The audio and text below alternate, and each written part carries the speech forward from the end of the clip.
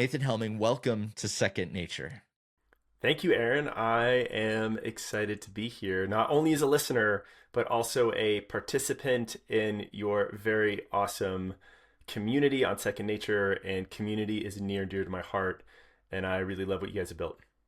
Thank you. That means a lot. And it's so cool that Slack channel, the community of Second Nature, everybody coming together and comparing notes on stuff and connecting on such a high level is it's such a cool thing. And ultimately it came from listening to the community. We kept getting messages from people saying, I'm listening to your podcast out on a run and I'm just like screaming into the trees because I have one more thing I want to add to the conversation. I just want to be part of the conversation. And we listened. We said, okay, well, what would you have to do to make it true that someone could add something to the conversation? What if we made a Slack channel and just invited everybody in? And holy smokes, over the last 6 months, I mean, it's over 700 people now, I think. And there's meetups happening in Portland and San Francisco and Colorado. And people are, yeah, really making some really cool connections on the side. So I'm excited, man. I think that's probably one of our biggest contributions so far, aside from the twice a week podcast. I love it. Hey, Um, anyone else in the Ben community, hit me up. yeah, yeah, there's a strong crew for sure. Well, I think we've got a lot to learn from your experience with the run experience because you've kind of gone through the whole life cycle of having a channel, starting it from scratch, founding this thing, building out everything to do with it. So not just a YouTube channel, but you had a subscription product, you had courses, you had sort of this full-on channel, and then there was an acquisition, and then you moved on, and there's probably a lot of details in that whole life cycle. And I really want to dive into that because I think so many people listening are in the very, very early stages of content creation where they've got the idea or they've at least found some sort of content market fit, but they're not onto that thing. There aren't that many examples of people who have basically gone through an acquisition process. So I think this might be a really fun roadmap. Maybe fun isn't the right word, but it might be an informative roadmap for people to understand how this whole process could potentially play out. And I think maybe we could just go kind of chapter by chapter with your process and get some of the nitty gritty of sort of the lessons learned along the way, if that seems like a good place to start. I'm an open book, Aaron. I'm happy to go through it all. Sweet. Well, maybe let's just start off then at the very beginning. I saw a video of you 11 years ago. You were in a CrossFit gym and you had somebody film you for a minute and 55 seconds, and that was sort of your first one. And I think the day before somebody was like, "You got to start making content now." Can you tell me about what that first moment was actually like? Yeah, I don't recall ever being so nervous 2 days prior to committing to film a shaky iPhone video that in reality not that many people would see.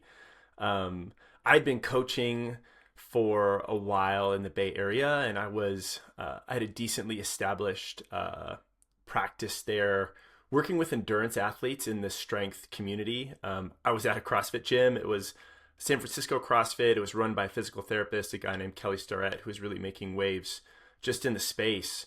And I just saw the gaps. I was a runner who struggled so much that he got into triathlon because he was just cross training. And I kept going into physical therapy. They'd give me a few exercises and kick me out the door. And then I would just kind of hope I could continue to train for a little while until I got hurt again. And I just went through that cycle so many times. I was just really kind of blew my hair back when I went into a gym with a PT who was playing with, at the time, this is before the term hybrid athlete. Like, we were lifting heavy. Like, I was a 160-pound triathlete who was trying to race professionally, who was trying to deadlift, like 2x my body weight at the time, or 1.5x my body weight at the time, which seemed like what you weren't supposed to do.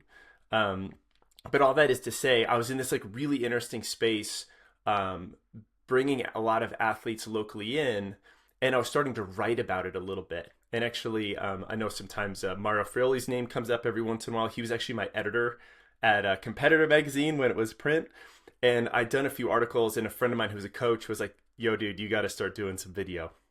What was that first video like? You said it was the most nervous you'd been, but did you give any thought into what you were going to film, into what you were going to say? Like, how did you, or was it that simple that somebody was just like, you got to film, and you're like, oh, okay, I guess I'll just point the camera at myself.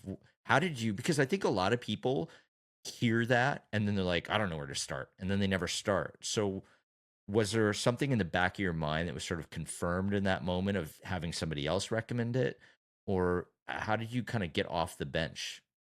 How did I get the nudge? I had this, I guess you could call it not a business yet, a point of view, something I was passionate about, which was like, I hate the low standards that the running community has on how to take care of their body. Like we run and we hope nothing goes wrong. And if you happen to have a good strength coach or a good PT, you might be okay. But like 80+% of the runners out there are moms and dads in their 30s training for their first half marathon, and they're following like the basic PDF spreadsheet online, and like they just don't have any resources on strength and mobility. So one, I really cared about that. I think the other part was I was coaching a lot of classes, and it was really different from, writing programs to athletes, talking on the phone. You get to kind of slow down and process. But when you're coaching a class, there's a little performative angle. You're in front of 20 or 30 sleepy people. You have to get their attention. They want to chat with each other. You got to like kind of hold the space in the room. And so I was getting a lot of reps and practice coaching classes. And then it was the translation to like, hey, you're writing and you care about this stuff. There's clearly an opportunity here to maybe share more content about it. I was more comfortable with writing because I got to slow down and edit, and video just felt like, oh, you got to get it all out at once. And so that was like a very kind of nerve wracking thing for me. So I think just kind of the new medium, the fact that you kind of had to potentially get it in one take, and it was just kind of unfamiliar. And in that era, there wasn't as much of a formula for success. There wasn't short form content. There wasn't, so many of the different elements that we just sort of assume exist now didn't exist back then. Even the algorithm for a place like YouTube was completely different. But it sounds like your mission was more not driven about being a content creator, because that wasn't really even a thing at that point. It No, was really about solving the problem for these runners that you'd been sort of watching move through space. it was, and that's a really good point. I think, in 2013, 2014, like Instagram had been around. I don't think they had done video yet. Actually, I remember helping my friend edit this video where you could only film in app. And if you messed up, you had to like start over, but you couldn't even import clips in it. You could only film within the Instagram app as well. And we tried to get creative. But yeah, initially it was YouTube was really the only game in town in terms of putting up video. And there really weren't many run creators at the time. I want to, give a shout out to Sage Canaday. I think he was one of the first ones up there, as well as Ethan Newberry, who did Ginger Runner. Um, those guys were around, and of course, the YouTube legend Casey Neistat, who I still love watching. He is an incredible filmmaker and storyteller, and does such clever things with video that inspires me. But he also does some running videos too. He's just a fascinating human in general. I'm gonna link in the show notes a interview that he did with Digital Spaghetti, which is the founder of Patreon, Jack Conti, who we've referenced on a couple other pods. In Digital Spaghetti, they go really into the process. So if you want to really get a good insight into how Casey puts his stuff together, that's a great one to check out. What so it's early days. Being a content creator isn't necessarily a thing in this stage. You can't do video on Instagram to boost your discoverability on the platform. You've made this first video that's a minute and 55 seconds, and to your own admission, did not get a ton of views at first. What next? Film the next week, and then the next week after that, and then the next week. I mean, it really was like, I think in the beginning, I wasn't really thinking about launching a business at the time. It was just practice. It just sort of felt intuitively like, hey, this is a good skill set. I had seen some friends of mine who were becoming, early superstar powerhouses in the CrossFit space, and they were starting to film video and get some traction. And I was starting to partner with them a little bit, and they're basically like, hey, you need to bone up on video. Not only is there a good opportunity in the running space, but like if you ever want to do stuff with us, like you kind of have to keep up. So I was just really fortunate in this environment where I was literally getting pushed by the other people in my gym who were doing some really really incredible things. And yeah, it was scary. I don't think if I got that push, I would have gotten drawn to it immediately, or would have been later on. But I'm really glad I did. This is the whole point of cross pollination that I talk about on the pod all the time, because it's like, yeah, CrossFit and running, there may have been a little bit of crossover, but really they're sort of adjacent in a meaningful way. And probably not a lot of people in the running space would have pushed you into it, but someone who's adjacent can kind of show you the way of like, this is what's going to happen to your industry. It's already happening here. Come on over here and try this out and see what happens. And then you kind of lead the charge over in the run space, following suit from what you learned in the CrossFit space. Yeah, that was such a cross pollination is such a great word because that was a space that I got exposed to. I think everything you hear about CrossFit is true to a degree. It's crazy, it's frenetic, it's aggro, but it was also the first place where I got exposed as an endurance athlete to different athletes in different verticals.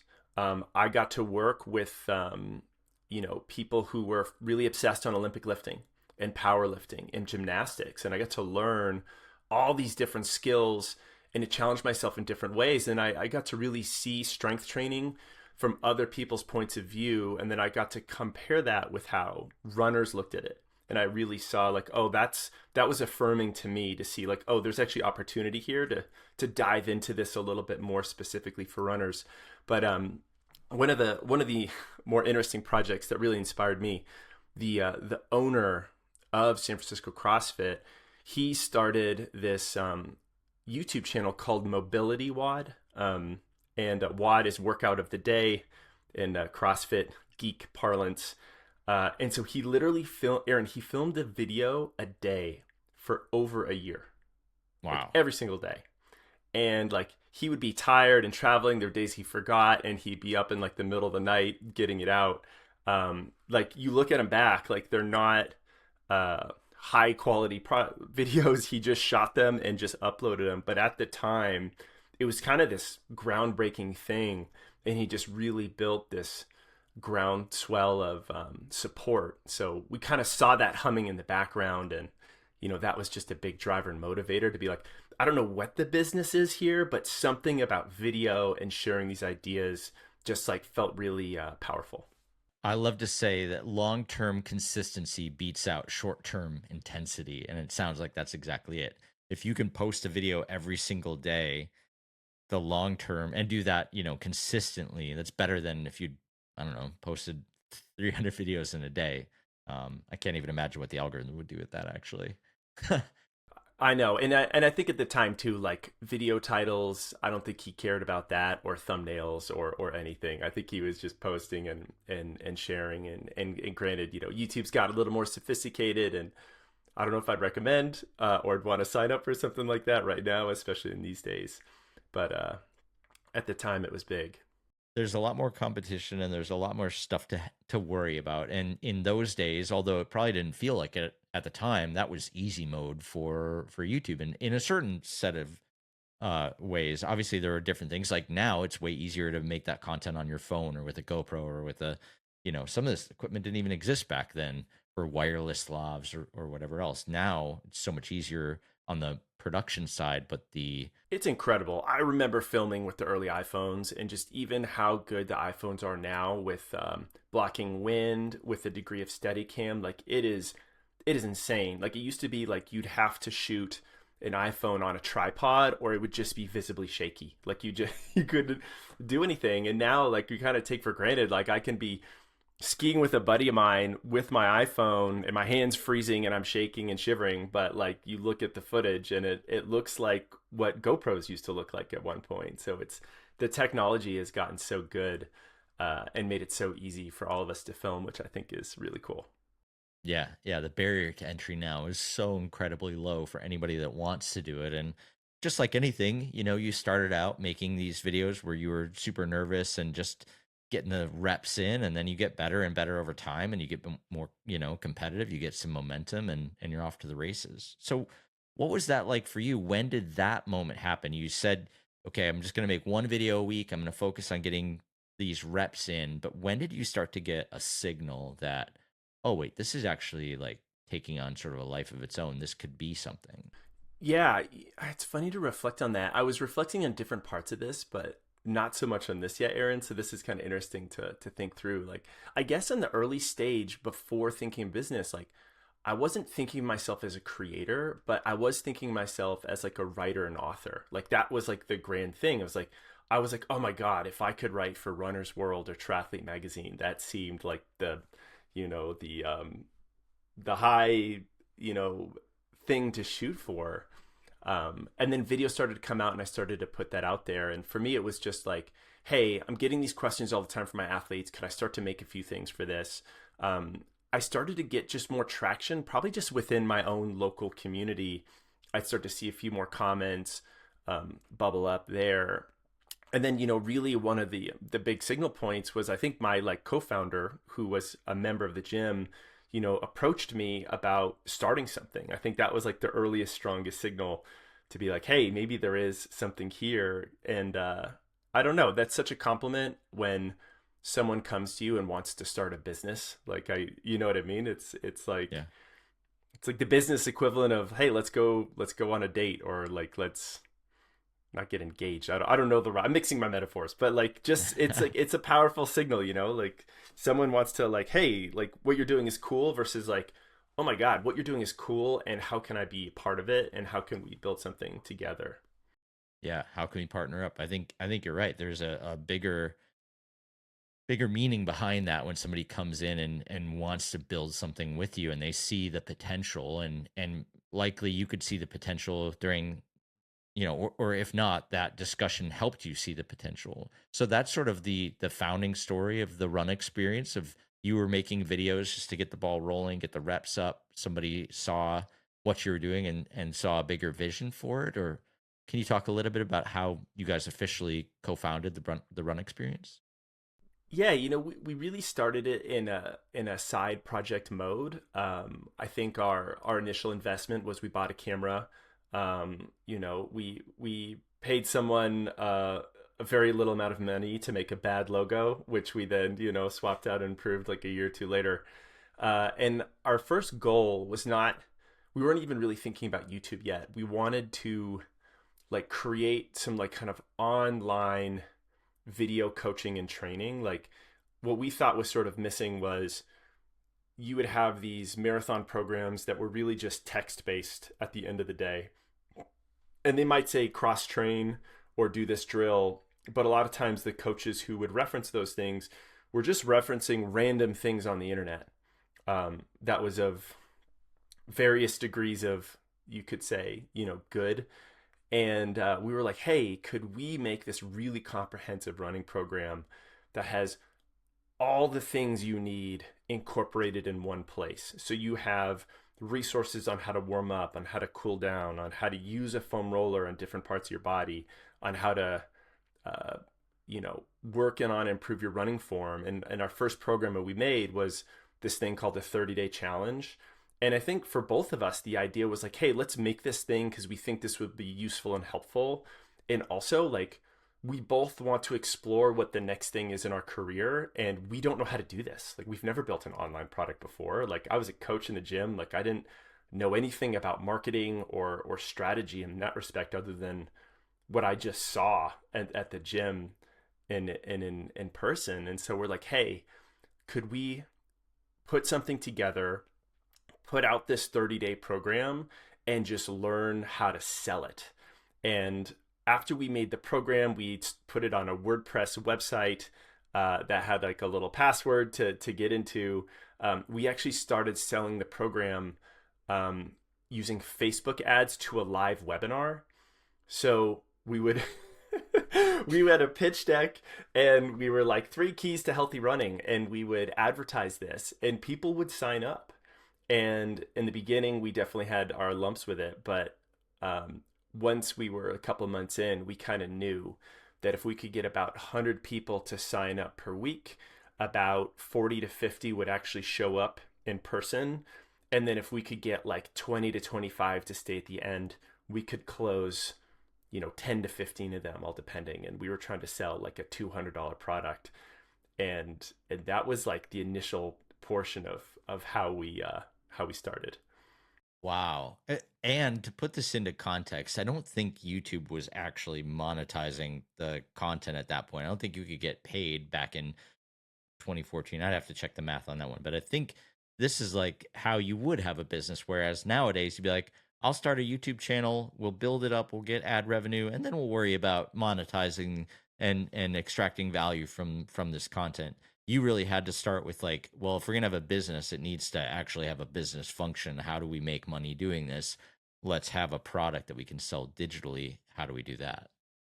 Yeah, I mean the good and bad at the time was I don't think we were tempted by any brand deals or that type of monetization because it didn't exist. So, YouTube was purely um, you know, this brand building place, and YouTube was actually probably like a year and a half away because our first set of videos, we're just using YouTube to like house the videos we had Mhm. and just to embed them into this like WordPress site.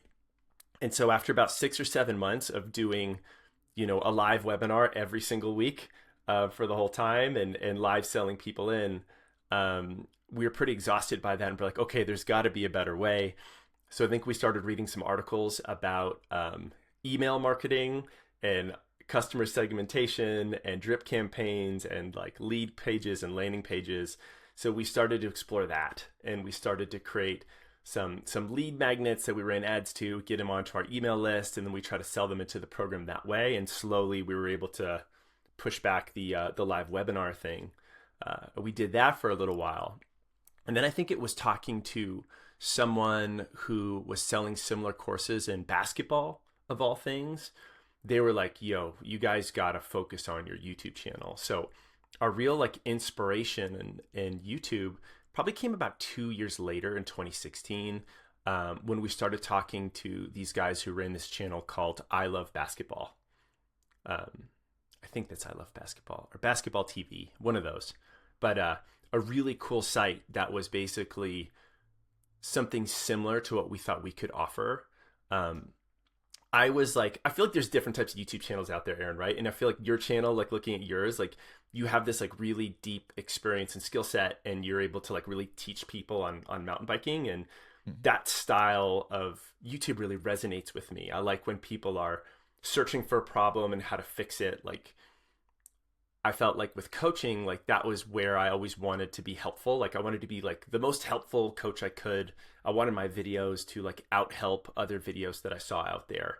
Yeah. And and that was kind of the kernel for me.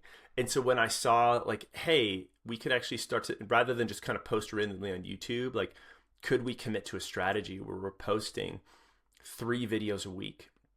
And then we're starting to like come up with at the time like, hey, what are those major, kind of SEO words that runners are going for? Where's the space where we feel like we could target? And that kind of gave us some focus, and like a long list of homework to do, because we're like, okay, like there's a bunch of like how to run a 5K, how to run a 5K faster, how to run a 5K under 20 minutes, how to run a 5K for beginners. And then you could do similar things for half marathon, and then strength training and injuries and different exercises. And we just started to plug away, and that felt like a strong commitment, for sure. It filmed like every Tuesday. We did that for a very long time, and at first I was filming all the videos myself, and then we started to attract some other coaches and get them in because I'm like, oh my god, I can't film this all alone. I'm gonna fall over. that's that's probably a really smart thing in the long term. I mean, I've been on Dylan about this for a while. Like, you should put more people on the channel just to spread out this stuff because there's only a certain limit that you have.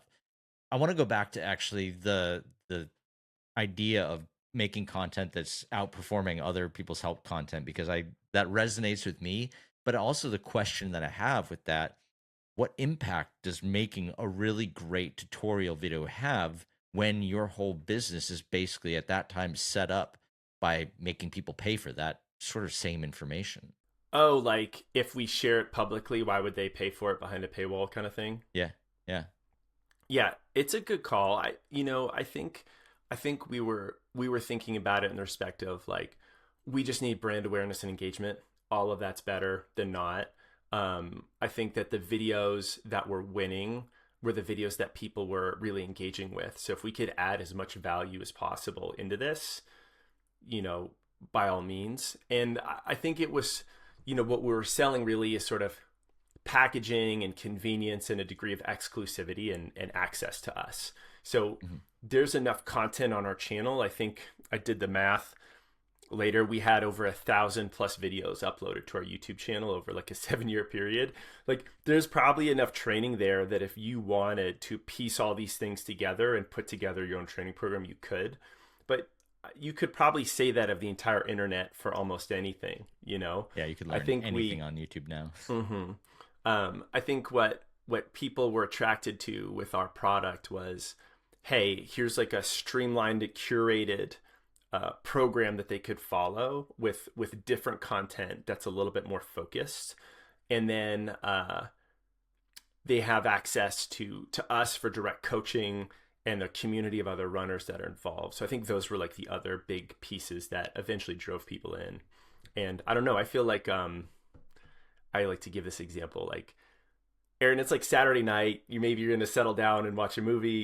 You put your kid to sleep, and you're like, I've got these 2 hours, and it's like this is like precious time, and we have access to all these movies, and all the movies are free. What do you watch? It's like kind of nerve wracking, right? Like to like think about it. Like, how are you gonna sort of choose? And so when I think of like when people are making decisions on training, um, it's like a huge time commitment. You're asking someone to spend a month, 3 months, 6 months with you and dedicate all of their precious mornings and weekends going through your training. Um, I don't think they're looking at as much as like, oh, this is $5 cheaper over here. At least that was my perspective at the time. It was more like, how can I bridge that gap where you know me, you know us, you trust us, so that it's such an easy and obvious decision that when you want to actually sign up because you've watched so many of our videos, it just feels like, kind of a done deal in that respect. You've built the trust, you've earned the permission. If you liked this video and you got value out of it, imagine what this paid one would be able to offer you in terms of your output if it comes to engaging with the training and stuff like that. It's sort of a preview in many ways. And I've got to imagine some of your highest performing videos probably did exactly that. Or maybe there was a specific kind of video that drove the most conversions to the actual courses, I would imagine. Yeah, I was actually just doing a little bit of an analysis the other day, and it was a little across the board. But yeah, we have some of our videos that kind of blew my mind. Like we have a 17-minute video on how to fix your own shin splints. Um, it's just me going through a series of exercises with a foam roller and in your foot. We've done a bunch of these videos. Uh, and that video has like ratcheted up over I think like 1 million views at this point. Wow. Um, and those videos were kind of sneaky because they started slow. They're not like this big ratchet initially. Like we would Right. always jealously watching other channels where like every video across the board they would get like a set number of views and it'd be this like big high thing. Like our videos were like not as sexy. They started really really slow and then some of them would pop off. And I remember our first video that eventually went over 1 million views, Aaron, like we shot 5 other videos that day. Like they were all in the same place. They were on different topics. If you were to have told me at the time to predict which of those 5 videos was going to be the one, like I don't know if I would have figured it out at the time. It's so funny how that works. I've made one particular skill video on my channel 4 or 5 times, and there's one of the videos that's gone 300,000 400,000 views, and the other ones, it's yeah, I filmed it in the same parking lot on the same bike, but something about the way the wind was blowing that day, or more appropriately, probably how I packaged the video with the title and thumbnail. But yeah, it's the same skill.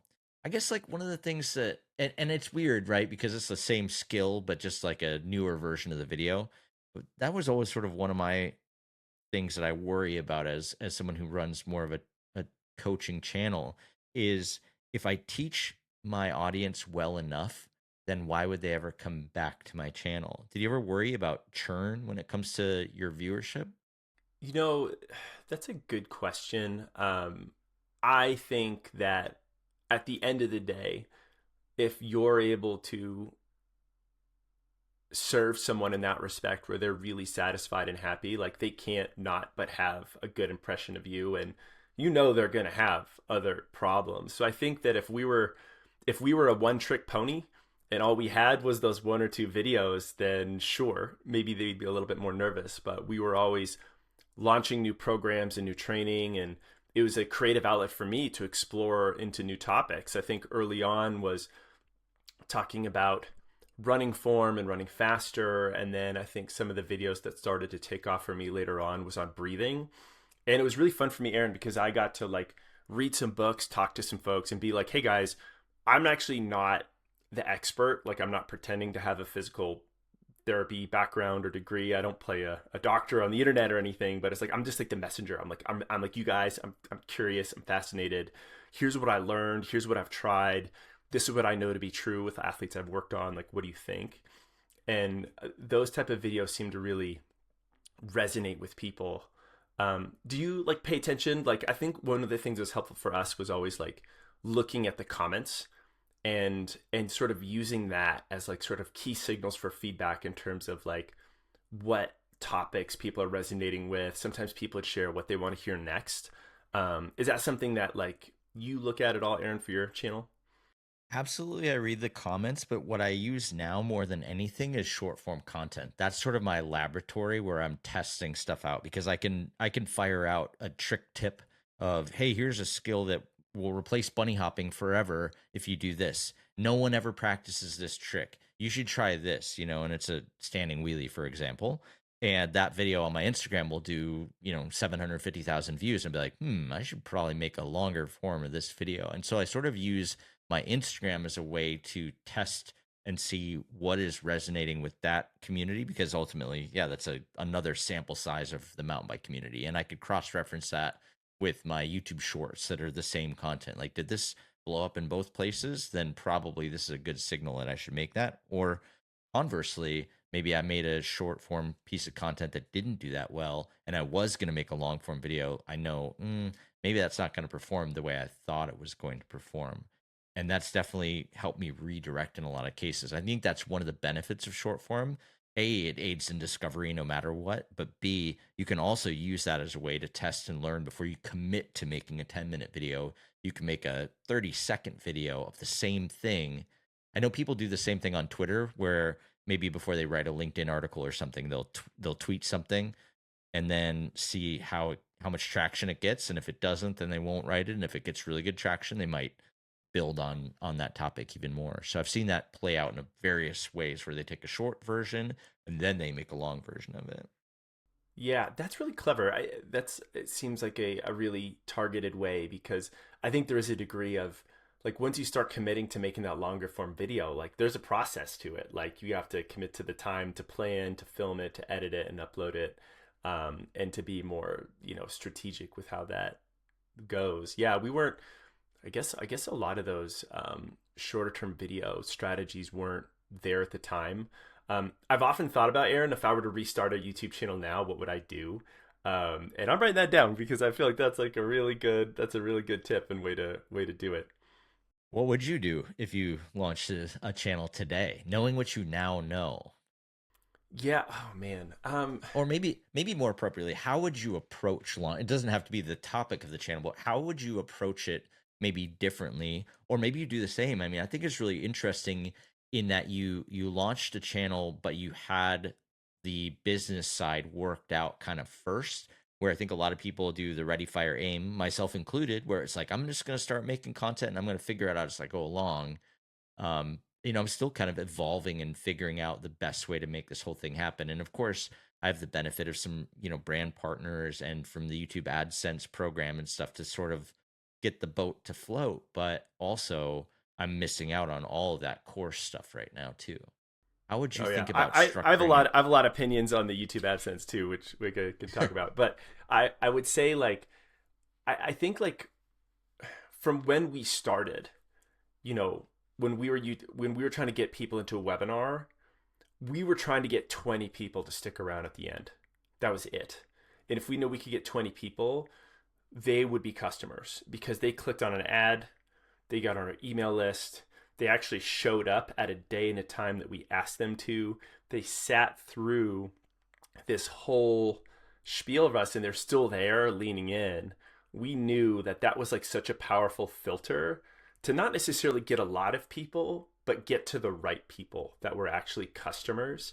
So I think that kind of stayed with us. Like we had a product that we were trying to sell, and like yes, we were looking at SEO topics, but we weren't going down crazy content rabbit holes or directions that didn't connect back to the product that we were offering.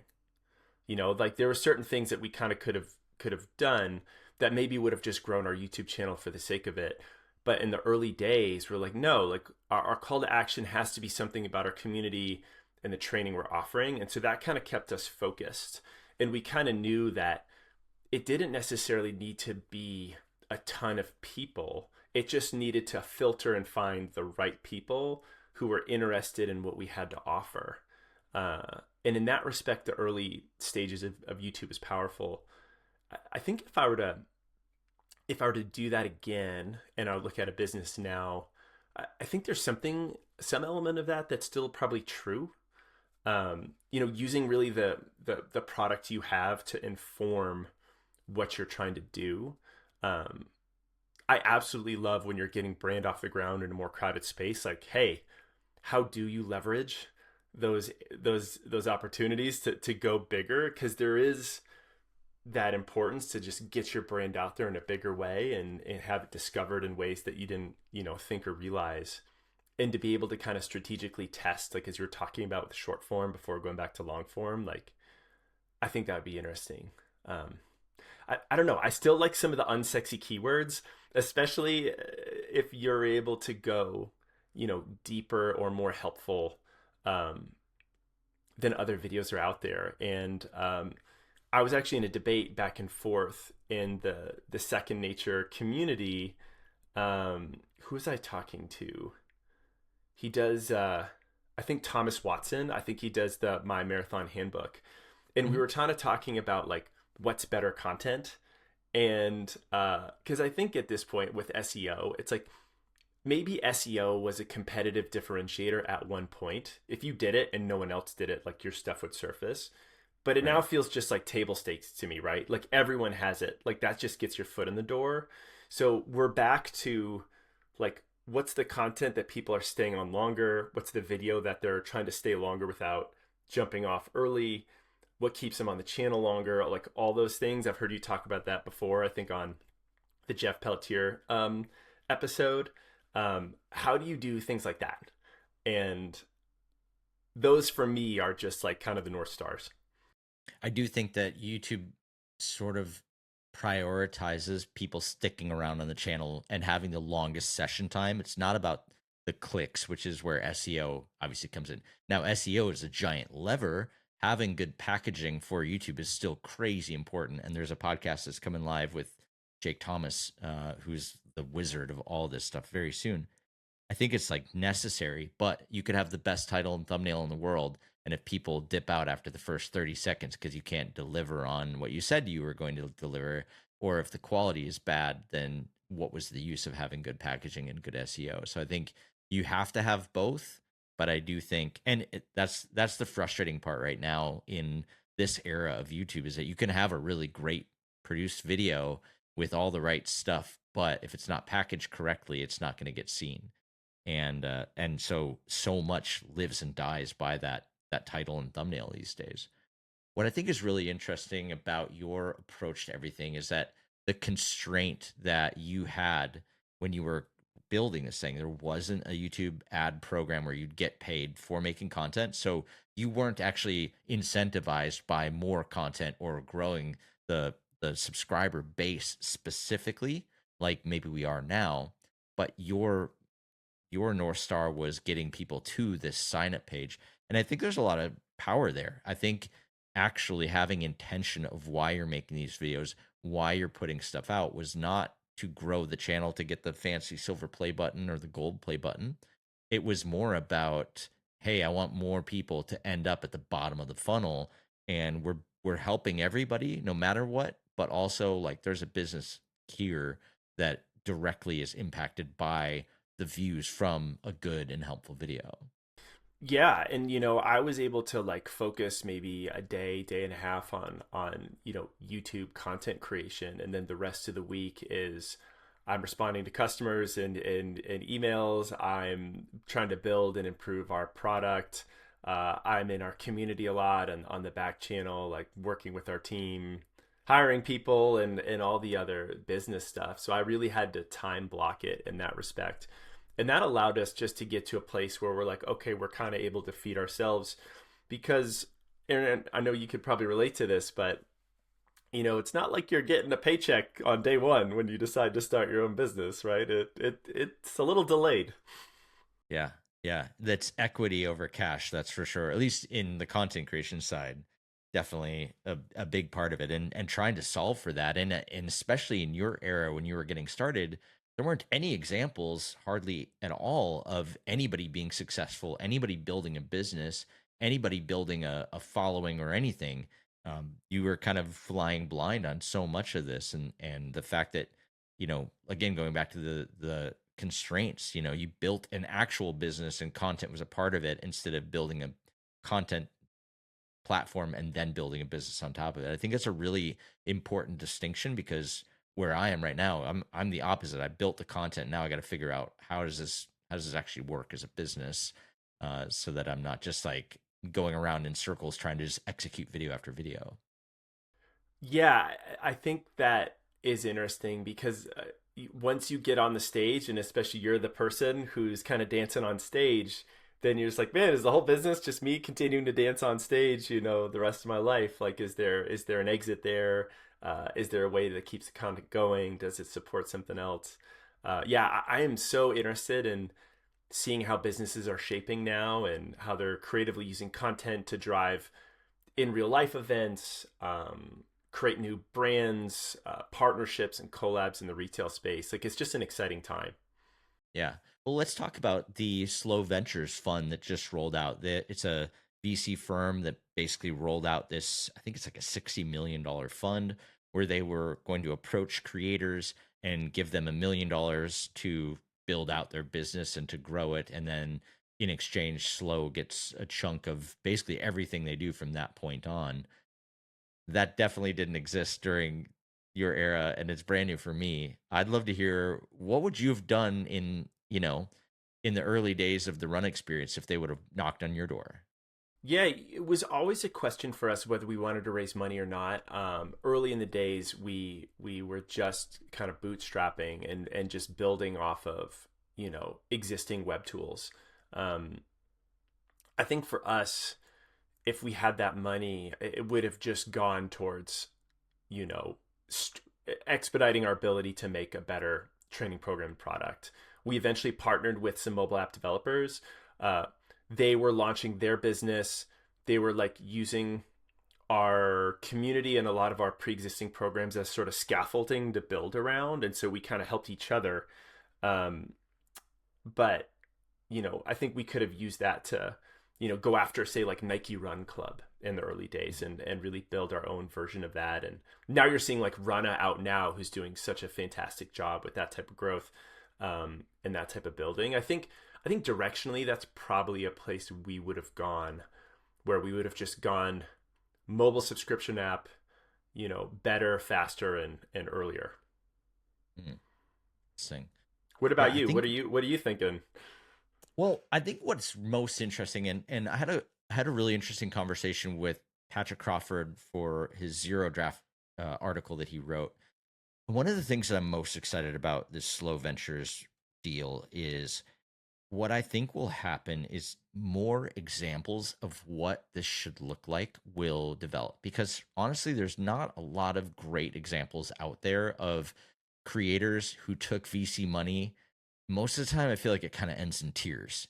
And I don't necessarily get a lot of inspiration or insight, or how am I going to build my business to be like that?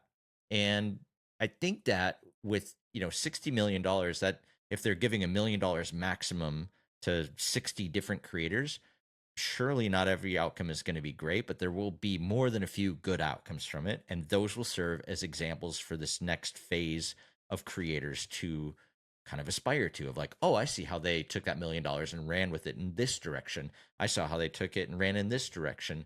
And so I guess my real hope for that creator fund is that they start building out and showing the examples of what more could be done. If you pour gasoline on this fire, here's what could happen in a variety of different ways. And I think that the YouTube partner program is sort of like the V1 of a creator fund. So Mr. Beast, for example, got money from YouTube and then he reinvested it into his videos, and now he has a show on Amazon Prime. I don't think that's ever going to happen for me by any means, but that's an example of somebody who got money, put it into the channel, made it into something else. And as time goes on, there will be more people that take that YouTube money, reinvest it in their channel, have interesting outcomes, whether it's a TV show or it's a product or it's whatever. There are just going to be more examples as time marches on. And so, what I think is important about the slow ventures thing is that there will be even more examples beyond what people are doing with their YouTube AdSense. And, unless you're putting out Mr. Beast style videos where you're making millions of dollars in ad revenue, this is maybe one of the other places where you could get a meaningful amount of money to build out your business. What I think, if I had to guess, they are looking at is not how to make better content or more content, but building these sort of adjacent businesses. So where they probably need to exist is some sort of mentorship for the different creators to say, hey, we analyzed your business and actually we see a huge opportunity in creating courses. Or, hey, for you guys, it would be great if you made products and we've got the people that can help you scale that up.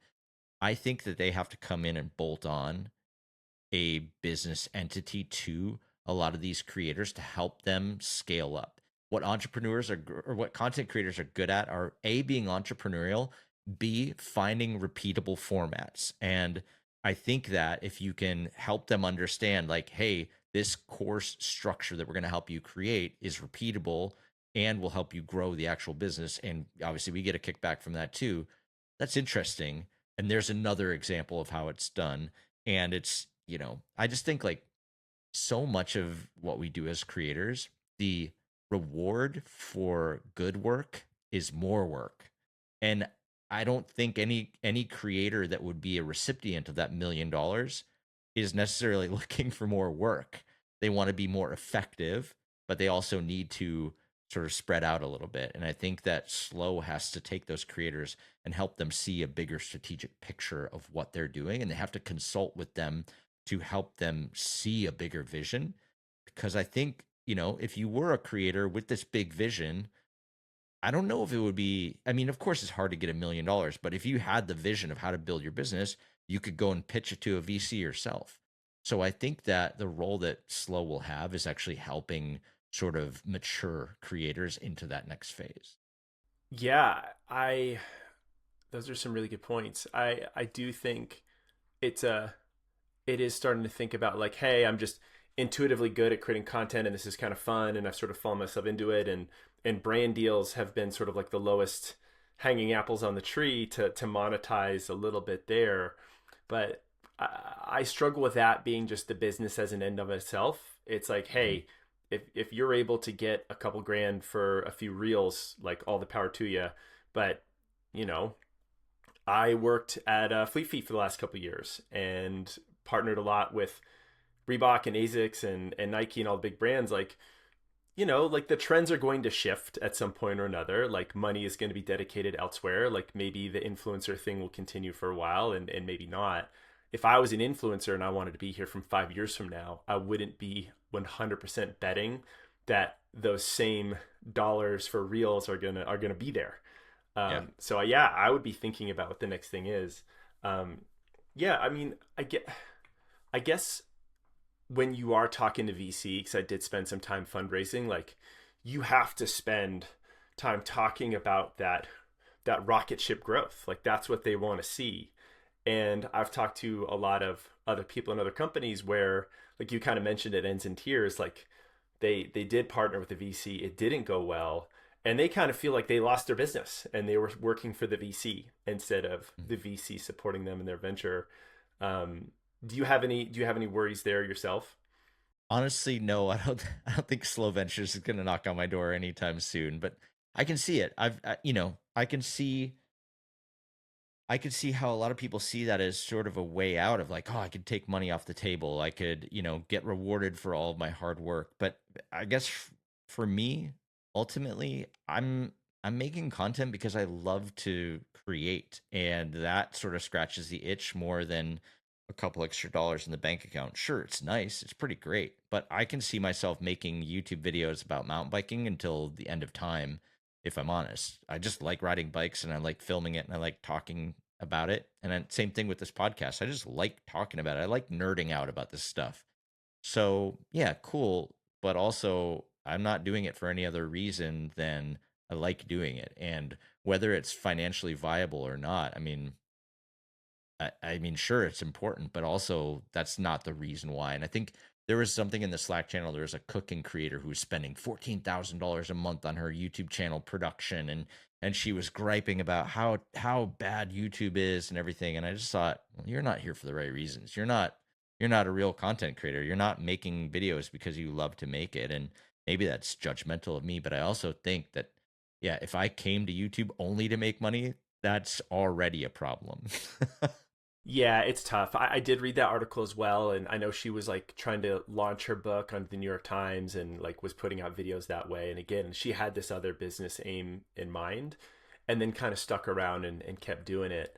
I don't know. Looking at the numbers, like I think at our peak, the run experience was probably bringing in, 80 grand a year on Google AdSense numbers, and then probably another 100 to 150K on our some partner deals. We were starting to do that in say like 2018, 2019. um, but like we had expenses. We had six full-time people and we had another six contractors, and that 75, 80K a year like kind of paid for our video editor. So it was helpful. I'm glad it was there versus not there, but we didn't necessarily think of that advertising alone as the source of business. And again, for us, it was all about the mobile subscription piece. But I don't know. I see people like Nick Bear, nutrition, and like what he's done, where he is just this monster on YouTube, and Yeah. he's obviously created this incredible lifestyle brand, and that drives his nutrition. And I think what's interesting to me is like he does a lot of things on fitness, talks about his life, but he's not like not every video is a nutrition video with him. And I think he's just built such an affinity there. So I don't know, like as much as I've said like, oh, we were so focused on driving our content towards our product, it's like, man, like maybe you get to a point where casting a wider net for the sake of it just builds that awareness and that affinity, and it kind of increases the speed of that flywheel. That's something that I've definitely struggled with that I don't necessarily see in your channel. I think you are really focused in on the job to be done. And I think one of the things that I've done is not necessarily take my eye off the ball, but try to kind of titrate a little bit more of the how can I get people to care about the me, not just the tutorial, but like who I am and how I view the world and what I have to offer, and so I try to do more travel videos, try to do this road trip thing with my son, try to include a little bit more of the real life, not just, well, here's step one, here's step two, and try to broaden the scope a little bit to build more of a relationship with the audience, which I don't necessarily know if it took hold the way that I thought it might, but I think again it comes back to the titration of like, well, maybe it's not just like all or nothing, but maybe one video for me, three videos for them type thing might be the right thing to at least get that ball rolling to introduce them to the guy behind the Yeah. camera. I love that, and I do think that what keeps people around on YouTube is like they do want to get to know you. It's not just for information. Like they want to know you. And so like my dog was in the background of a lot of our videos, and they would get to know her and the other community, and we would do B-roll, like we do outtakes and other things like that just to show that we're having a good time. I got to experiment with some different content. Something, it's an old Tim Ferriss quote, something that stuck with me because I was just like obsessed with his podcast when I was starting my business. Um, and he would just talk about so many different things, Aaron. He was like, kind of my filter for whether I wanted to do piece content or podcast was if I thought 10% of my audience would be interested in it, I would like work on it. And I don't know if that's true or applicable for everything and for everyone, but I kind of like that. And I was like, Mhm. hey, like that'll give me permission. If I think some subset of my audience is going to like this, there's got to be 10% of people who want to see Aaron's, ride along and mountain bike trips. I would hope so. No, that's a really good kind of filter for, yeah, should I pursue this? Does at least a chunk of my audience actually care about this? And if so, what might that do in the long term? And I think that's the hardest thing when it comes to making content is we want to like immediately judge something on the first day or the first week. But, a video that I made 4 years ago that got, 30 views on day one now has 50,000 views because I just left it on my channel and it found its audience eventually. And it was kind of an obscure topic, but it found its people. And I think, the longer we publish content online, the easier and better chance we have to actually find the right audience that is looking for that kind of stuff. I want Yeah, to pivot just when oh yeah, okay. please. I just want Sorry, to I'm so excited. I can keep talking about content stuff, but let's no, keep it going. this is what this podcast is all about, nerding out about the stuff that we love.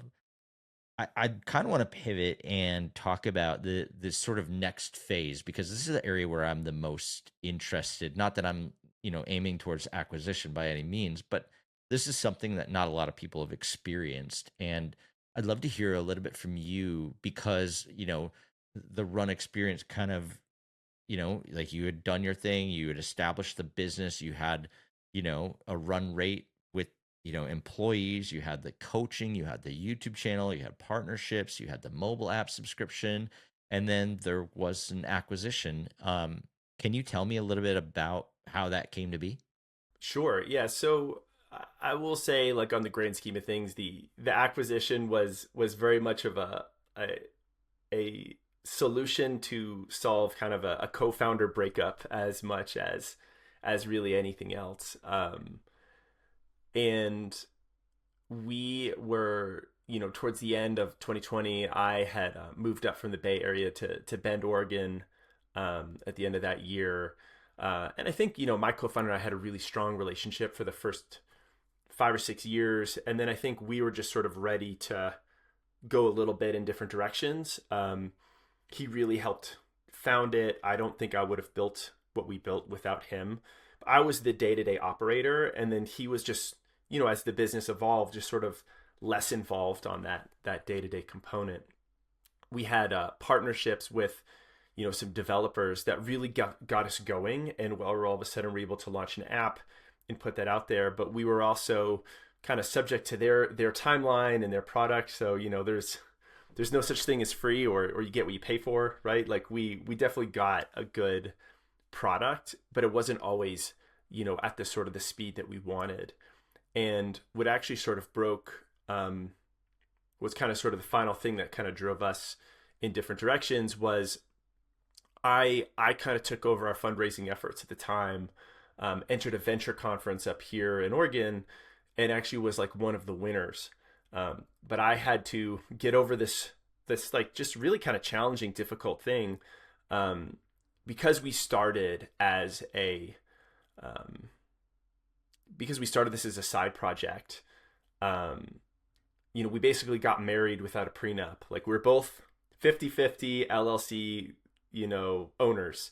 Um, if we started that business, Aaron, and say like we wanted to raise money, like let's say you and I started a business together, there would be some sort of reverse vesting clause so that like if you were to leave a month from now, you would get a fraction of the shares promised to you. Um, but it wouldn't be all of it, right? Because imagine if the person who started Instagram started it on day one, left on day 10, and then he's like, great, I've got, the same amount of I'm a shares as everyone billionaire. else. Yeah. Yeah, totally. Um, so we just didn't have those things in place. And I was trying to navigate investor interest, wanting to put this money in, but I had a co-founder that was just no longer active in the business, but he had the same position on the cap table as I did. And it just wasn't an investable position in that respect. The reason why investors want their founders to have a lot of money in the cap table is because there's a lot of skin in the game. They're going to go, above and beyond to make it happen. So basically, if you have someone who's passive, who's taking up that much space, they're like, why are we going to invest in this? And then he rightly felt it's like, hey, I've been building this as long as you have. We've done this for so long. Like, I deserve the right to stay here. And just after doing this for a while, we basically made the decision to split, and basically sold it to our app developers who took it from there. So it was kind of a little bittersweet ending. We were able to, pass it on. And honestly, Aaron, I think the biggest thing for me was my coaches and the community who really loved it got to continue to do it, Yeah. versus completely shutting things down. And then I was at a point where I was just ready to explore the next step in my career. Wow. I mean, I can understand that. So many of these projects that we start, especially in the content world, we just start because there's no exit strategy. There's no, who knows if this is even going to work? Who knows if people are going to watch or listen to this thing or what it's going to do? Uh, who knows the division of labor is going to look like in a year or whatever? I can see how that would play out and become difficult over time, and yeah, there's not a whole lot you can really do in those situations, and makes Yeah, sense. and look, I think the flip side of it was, we both got to start this thing in a very unpressurized way, in the side project, and we got to nurture it and grow it, and really direct it in a way that we thought was just not only fun and interesting, um, but we thought was just sort of good for our community, and it's just really something we both cared about and wanted to be out in the world. And I really feel like for a lot of us who are creators out there now, like that's a big thing. They're like, I want to make something for my community and for my audience. And you do sort of feel sometimes that conflict of like, oh, I've got Advil asking me to promote something because that's Hmm. obviously something that just came recently, but it's dollars, and it's like, how do I? You're putting yourself in this conflict of like, I've built this community up, I now have to trade dollars for a degree of my reputation and my crowd's attention. So it's like we didn't have to necessarily make those decisions early on. We just got to build something that was really, really just sort of something that we kind of cared about. Um, but yeah, on the other side, the things you learn, right, as a first time founder, and I think going into my next, gig, just and being a little bit older, just having a little bit more clarity on those conversations around what you want if you're going to start with the founder, a co-founder or not. Yeah, that's a powerful lesson to have learned, but also to carry into the next thing. And I think a lot of people listening will yeah, it's difficult, right? Because when you're starting out, you don't want to have hard conversations. I mean, I remember having to do the will with my wife, who, like whatever. But then they sit you down and they're like, "All right, what happens if this happens?" And you're like, "I don't want to think about that. What if this happens? I don't want to think about that either." And the last thing you want to do when you're super optimistic about the start of a project together is talk about all the things that can go wrong in your relationship or your project, or what if it works type thing. um because yeah, you want to be in this sort of unpressurized environment so that you can let creativity flow and that you can keep the vibes high. It's a tricky one. It's tricky to have It that kind is, of but conversation. yeah, and it is weird. It's a little trippy to have, these very opposing ideas in your head, showing like, oh, this is gonna be where everything's gonna go. It's gonna be amazing. And the other side, I'm like, oh, what if it's not? Um, but yeah, it's super valuable, and I've just learned a lot about that. And there were some areas where I thought I was doing it at the time, and there are things inevitably you don't necessarily foresee. But Yeah. what a ride! I mean, I'm so glad I did it. I've learned so much, in that process. Like, that really pushed me to understand, content. Like it taught us how to, market. I was taking classes on copywriting, not necessarily because I wanted to become a copywriter, because I had to. It was like Yeah. we gotta figure out how to increase conversions on our sales emails and get people in. So it's just such a, I don't know, and you guys have done this too. It's just such a special thing to like have this idea of yours, speak it into existence in one way or another, and put it out there in a way where all of a sudden it's like it's beyond you, and it's like something that people care about, um, you know, outside of it. And it's such a like, what a privilege to be able to work on something like that. It feels like an out of body experience. Every time I see someone mention second nature on LinkedIn and it's not somebody that I maybe know that well or at all, it just like blows my mind that people are talking about something that yeah, I'm doing out of my guest room in our house, you know. Yeah, It's really weird. incredible. It is It's weird. cool though. Yeah, it's weird in the best possible way. I was talking to my wife about this too and I said it's imagine if every day at work somebody came up to you and was like, "Hey, you're awesome at what you do. I love the way that you do your job. That's just great. Keep it up." Like that never happens to people. Why, and I hope that I never get used to that kind of reaction or that kind of interaction with people, whether it's from Super Rider or Second Nature.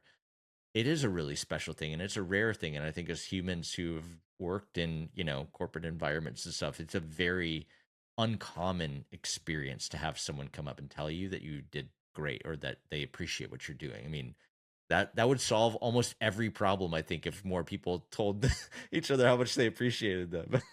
Yeah, I mean, it is really special in that respect. I just had this moment that I was reflecting on, Aaron. Like we used to, we would go to Boston and New York, city marathons, and we went to Chicago and we went to London once, which was super fun. But to do a community meetup, and we kind of found our way doing this. We were at a race one time, and we were just kind of standing around watching the race. I think it might have been Boston one year, and we're literally just like we were in Heartbreak Hill because my brother lived like a mile away, and we're like we had been doing a live show for a little while on YouTube, like we were doing that once a week, and it wasn't huge traffic, but like people, we started to develop our hardcore people that wanted to hang out and get to know Mm. each other. Like what if we just like live stream our position on the race and we just kind of talked about the marathon and cheered people on, and that like weirdly took off. We all of a sudden like had this, you're talking about signals, like we didn't have too many videos that shot to like 40 or 50 or 80,000 views within 24 hours, but we started live streaming. We're not covering the race, we watched the pros go by, but our views started to go up when it was the middle of the pack. Everyone wanted to watch from work and see if they could see their loved one go by or see like what runners running a 7-minute mile or 8-minute mile looked like would do. Um, but I'm in New York City and we're standing in the corner of Central Park. We've had a long couple days. I'm exhausted. It's cold. And we're just talking. You're talking for 2 hours straight, like a radio show. And after a while, you're like, man, I'm just saying the same things over again. I'm just speaking into the internet. Does anyone really care? And I'm just like, oh man, it would be really nice to have a cup of coffee right now.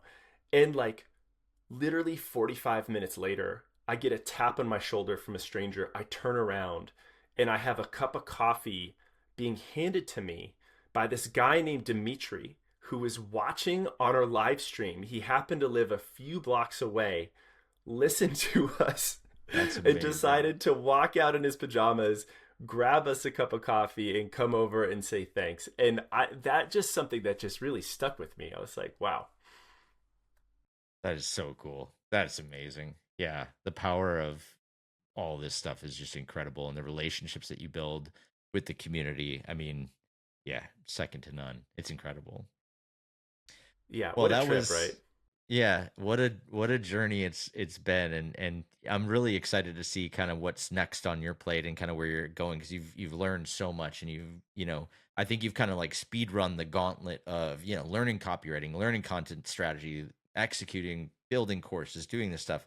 If you really look at that, 8 years of building the run experience from scratch, all the things that you picked up along the way. And I think that's sort of like the side benefit to content creation isn't necessarily that you're building this audience, which is great.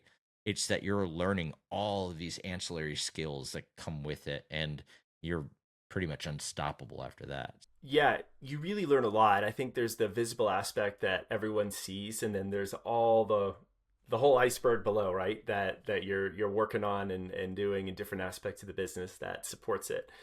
that people don't necessarily see. And I'm just appreciating kind of how valuable those skill sets are. I mean, it's totally opened up, new opportunities for me. And, I never thought of myself prior to this that I was an entrepreneur or a founder. And now to have gone through that and to understand that, just I just love that process. And when I sort of think of, areas that I want to go next, it's definitely back into, smaller startup space, helping launch brands in that area. And it's kind of fun to take what not necessarily to like, oh, what's gonna like we're just gonna reapply everything now, because like things change all the time. So it's just a new problem. It's like, how do you like take first principles of what and apply this to a new situation and figure out something, get something else growing. That to me is really interesting. Amazing. Well, let's we usually close every episode with this segment called brand product content. Since you're the guest, I'm gonna let you go first. What's your BPC? All right, so I love this section on the podcast, Aaron. I always take notes on it and have definitely gotten a lot of really good stuff from it. So all past guests, thank you for sharing your things. Um, so the thing I want to share is a content, and it's a book written by a guy named Chris Voss, and the book is called Never Split the Difference, and it's a book on negotiation. If you don't like to read, there is a podcast he did with Tim Ferriss. I don't know, probably in the last 5 to 8 years or something like that. But this book is awesome. Like, it taught me that negotiation isn't about haggling and getting into the middle of the price. It is really understanding what is making the other person across from you really tick. Getting those key points of information that are really driving them, coming up with creative solutions that really get what you want, that kind of fit within what they can provide. It's awesome. I've turned it actually into like a little workbook, like a PDF that I've made that I actually fill out before I go into big conversations to actually help me prepare for future like negotiation conversations. Whoa, you should put that in the Slack channel. Just saying. Hey, if That's anyone's interested, I'll definitely share it. that's incredible. I mean, I've read the book, but yeah, to sort of re up the thinking that goes into that to really tidy up. I think negotiation is a really important skill, and it can be really nerve wracking, especially if you don't have a lot of other offers on the table or whatever, and feeling like you don't have much leverage. Like, how can you get on the same side of the table as those people and understand how to work together to get the solution that everybody kind of wants to get out of the agreement? That's Yeah, yeah. fascinating. I'm a pleaser, and so like that's my first instinct is to try to make the other person across happy, and Yeah. to it's helped give me some tools to like sit with a little bit of discomfort and then just kind of ask some follow-up and probing questions, and then realize like, hey, the world is not going to end if you push back a little bit or you ask about this or that. So it's really been helpful for me. And I imagine for all you creators out there who are trying to negotiate different deals with brands, this isn't about taking advantage or pulling the wool over anyone's eyes. It's like really figuring out how to find creative solutions that isn't just monetary, but potentially non-monetary things that they can provide instead. I loved your episode with Jonathan Levitt on brand versus performance, and just really how to understand who is trying to advocate for you at a brand to work with you on a contract. And the more you can kind of get in their head and help them pitch you and understand what their limits are, like that's all part of this process. Yeah, that's probably one of our most referenced episodes. Jonathan, he brought the heat on that one. So He much killed it. insight into performance marketing, and I think we'll likely do a little bit more of that style format in the future, where we can kind of give a bit of a 101 to people that are trying to get enough information to be dangerous about all these different topics when it comes to, working in the business world. And I think, yeah, performance marketing is one of those that sort of seems like a black box to a lot of people, and Jonathan did a great job of sort of demystifying the elements of it and really breaking it down. So I'll add that one into the show notes too.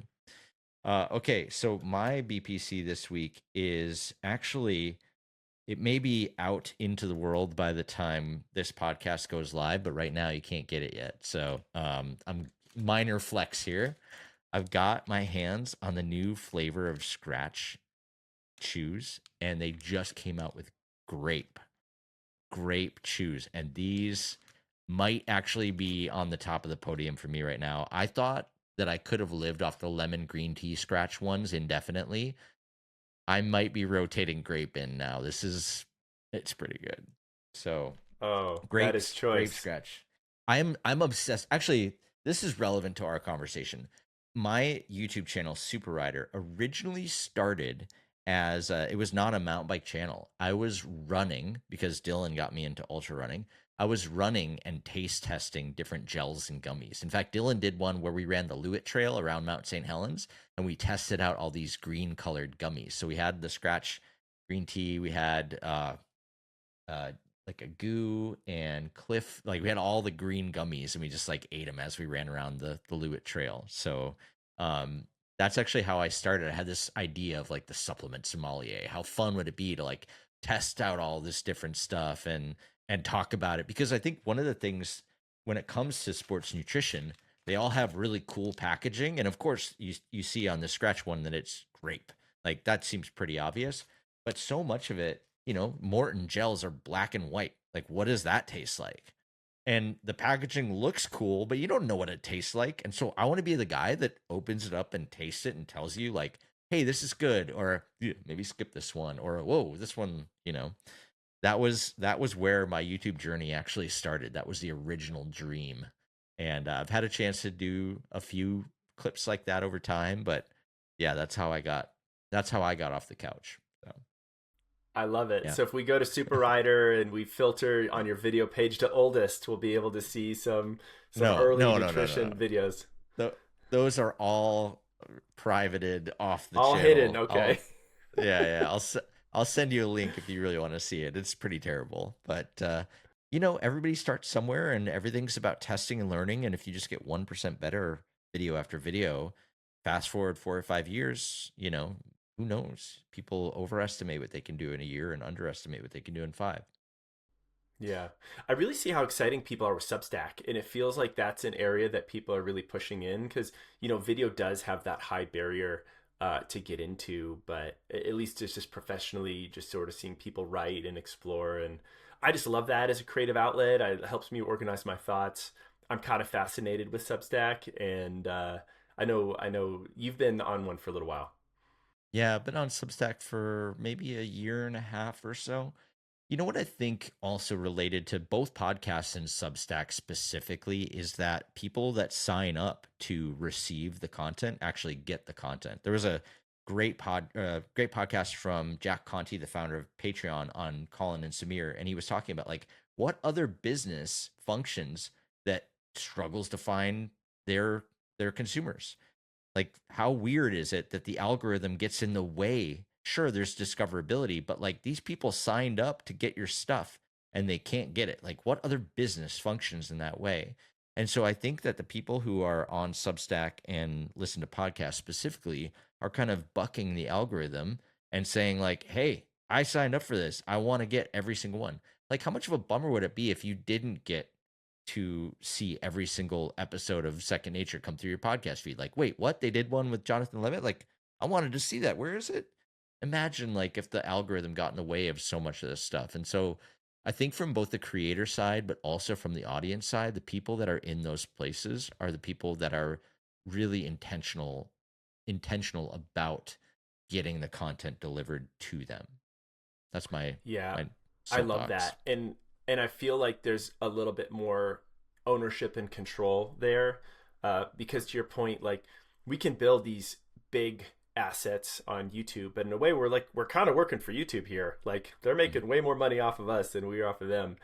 And as soon as we stop making videos, there's the next man or woman up. Like they're the house, they're the casino, they're gonna win. We just hope we get a few lucky hands. If we're like thinking about making it big on YouTube in that respect. Yeah. Um, but I've always tried to think about that and yeah, using and leveraging, and I think that goes back to the slow venture fund, like which is so interesting. It's like, hey, with a little bit of capital, how can you leverage this time and attention you have, which may be more precious than you think. It may not last forever. And then how can you really move on that and build something that feels more like an ownable asset that you can really connect with your community in a powerful way and offer them some real value. That's the future right there. Amazing. Well, thank you so much for being on the pod. I learned a lot today, and I think I got some really good insight of where I need to go with everything. So even if no one else got anything out of it, I got plenty. So I appreciate you taking the time to chat with me. And I think this is going to be an epic episode. Aaron, thank you so much. It's a privilege to be on here and to share my journey, and fun for me to reflect on it. And yeah, if it's helpful to anyone, oh man, that'd be amazing. Perfect. Well, we'll continue the conversation in Slack.